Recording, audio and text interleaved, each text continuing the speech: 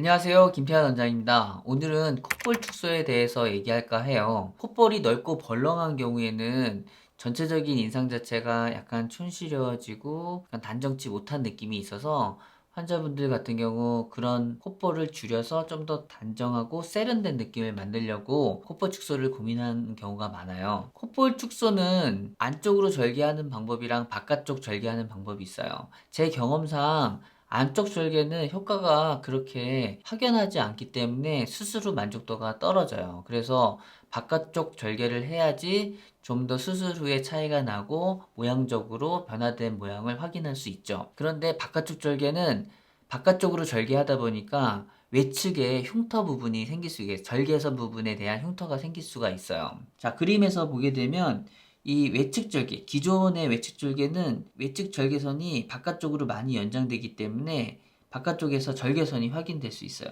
이 사진을 보게 되면 외측에서 절개선이 확인되는 게 보이죠. 이런 외측 절개선 때문에 이 콧볼 축소를 고민하는 경우가 많아요. 하고는 싶은데 흉터 때문에 주저하는 경우가 있는 거죠. 저는 그런 분들을 위해서 외측 절개의 바깥쪽 연장을 좀 덜하게 하는 방법을 쓰고 있어요. 그 대신 안쪽으로 절개를 좀 더 해서 그런 효과를 좀 더 가져가려고 하는 거죠.